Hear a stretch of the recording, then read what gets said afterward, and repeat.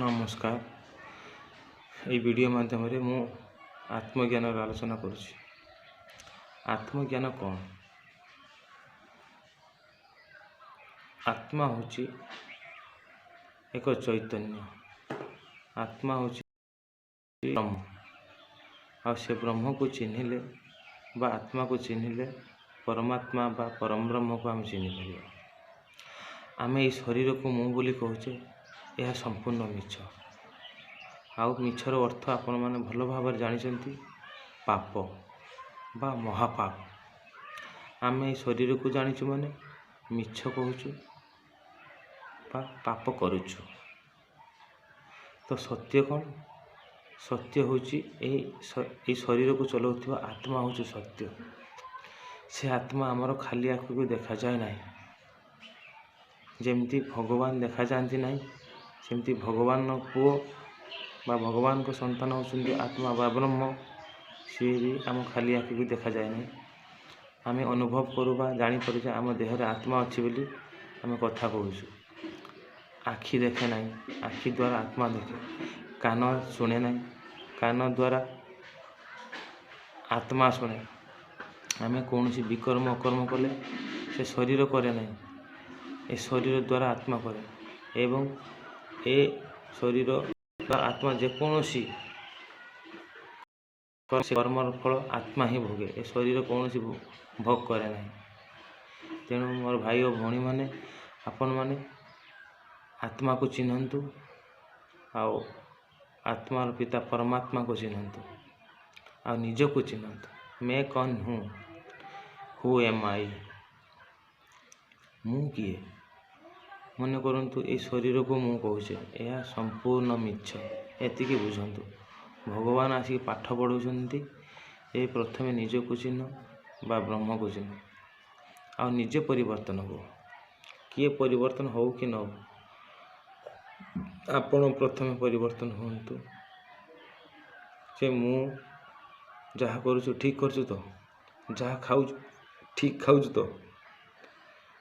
किंतु आम बापा माँ मैंने आमको कुसंस्कार शिखे देछंती, फिर भी तांकर किसी दोष नहीं। समाजर समस्त एमती बनी जाइछंती। तो आम बापा माँ आमको चेष्टा करती आमको भल करने, किंतु तांकर अजाणत आमको से पाप को ठेली देते। आम बापा माँ जानी जीव हत्या महापाप, किंतु से आमको से जीव को हत्या करके से कुखाद्य को खुआ करते। से कुकुड़ार शव, छेलीर शव, गोरुर शव आम मान को खाइते दे दियंती। तांकर हाड़ मांस रक्त को आमको खाइते दे दियंती। आम बापा माँ मैंने से कुकुर खाद्य आमको खुई दिता। जैसा खान ऐसा मन।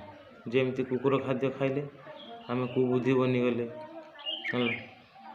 से पशु मान को खाई पक्षी मान को खाई वर्तमान मनीष आम पशु पक्षी भाया मनोवृत्ति बनी जाइए। आम पाखर कौन सी दया क्षमा स्नेह आदर सब तुटीगला। आज प्रत्येक मनीष देखु कहारी पाखर गोटे दया क्षमा ना। समस्ते लोभरे बसीभूत, अहंकार बसीभूत, मोहरे बसीभूत, काम क्रोधर समस्ते बसीभूत। एटी कई गोटे बिली मनीष ना। से ब्राह्मण हो, चंडाल हो, से साइंटिस्ट हो, से वैज्ञानिक हो, से मास्टर हो, जे शरीर को मु बोली कहूँ से मिछ कहूँ। आउ से मिछ माने पाप करुचे, से गोटे पापी। आपण मानतु कि न मानतु ए कथाटे सत्य। आम संपूर्ण काम विकार रे बसीभूत हो सारी। तो भगवान कहते एटा संपूर्ण बेश्यालय बनी जाइए, पापी दुनियाटा। हाँ, तो भगवान भी आसी सारी। गीतार कहते जिते मैंने धरापृष्ठ बेश्यालय बा पापी बनीज मु आसबि एक वृद्ध मानव शरीर मध्य। किंतु भगवान अवतार नहीं कि आसती नहीं। ए शास्त्र लिखि दिखाई भगवान 10 अवतार नहीं। राम कृष्ण गेंडा कईच ये मिछ। भगवान सेमती आसती नहीं। भगवान एवं आसी सारी। देखो कलिजुग एटा महापाप हो सारी। आप अनुभव करें ये पाप शेष शेष समय से वृद्ध मानव शरीर मध्य पशिक आत्मज्ञान बा ब्रह्मज्ञान ସେ ଦେଉଛନ୍ତି। ଆପଣମାନେ ସେଥିରେ ତାକୁ ଧାରଣ କରନ୍ତୁ ଏ ବ୍ରହ୍ମଜ୍ଞାନକୁ। ଆଉ ଏ ବ୍ରହ୍ମଜ୍ଞାନୀ କେବଳ ବ୍ରହ୍ମା କୁମାରୀ ସଂସ୍ଥାରେ ହିଁ ମିଳିବ। ଆପଣ ଯେତେ ପୂଜା ପାଠ ମନ୍ତ୍ର ଯନ୍ତ୍ର କରନ୍ତୁ, କୌଣସି ପରିବର୍ତ୍ତନ ହେବ ନାହିଁ। କୋଟିଏ ଟଙ୍କା ଦେଇକି ମନ୍ଦିର ତିଆରି କରନ୍ତୁ। ଏଇଥିରେ ଶୁଣିଲି ବାଗ୍ଚି ତାଙ୍କ ସ୍ତ୍ରୀ 340 କୋଟି ଟଙ୍କା ଦାନ ଦେଇଛନ୍ତି। ପ୍ରକୃତରେ ଦାନର ଅର୍ଥ ମୁଁ କହୁଛି, ଆପଣମାନେ ଟିକେ ଧ୍ୟାନ ଦେଇ ଶୁଣିବେ। ଆପଣମାନଙ୍କ ପାଖରେ ଥିବା ଯେଉଁ କୁକର୍ମ ନା, କାମ, କ୍ରୋଧ, ଲୋଭ, ମୋହ, ଅହଙ୍କାର, ଇଏ ହେଉଛି ମହାଦାନ। ଏଇ ବିକାର ହେଉଛି ଦାନ। ଏଇ ବିକାରକୁ ଦାନ କରିଦିଅନ୍ତୁ, ଆପଣ କୃଷ୍ଣଙ୍କଠୁ ବଡ଼ ହେଇଯିବେ, ରାମଙ୍କଠୁ ବି ବଡ଼ ହେଇଯିବେ, ଆଉ ଦଶରତ୍ନାଙ୍କର ଭଳିଆ ହେଇଯିବେ। ଏଇ ବିକାର ଦାନ କଲେ ଆପଣମାନେ ଦେବୀ ଦେବତା ବନିଯିବେ। ଗୋଟେ ଏକ୍ଜାମ୍ପଲ୍ ଦେବି। ମୁଁ ଗୋଟେ କ୍ୱେଶ୍ଚନ୍ ପଚାରୁଛି, ଆପଣ ଲକ୍ଷ୍ମୀ ବନିବେ ନା ଲକ୍ଷ୍ମୀଙ୍କ ଗୁଣ ଧାରଣ କଲେ ଲକ୍ଷ୍ମୀ ଆପଣଙ୍କ ଉପରେ ସନ୍ତୁଷ୍ଟ ହେବ? ମୁଁ ମନେ କରନ୍ତୁ, ମୁଁ ଏବେ ଲକ୍ଷ୍ମୀ ପୂଜା କରୁଛି, ଦେଖି କୁକର୍ମ କରୁଥିମି, କୁଖାଦ୍ୟ ଖାଉଥିମି, କ'ଣ ଲକ୍ଷ୍ମୀ ସନ୍ତୁଷ୍ଟ ହେବେ? ଆଜି ଗୁରୁବାର, ଲକ୍ଷ୍ମୀ ଧାନ ଚାଉଳକୁ ଆମେ ପୂଜା କରୁଛେ।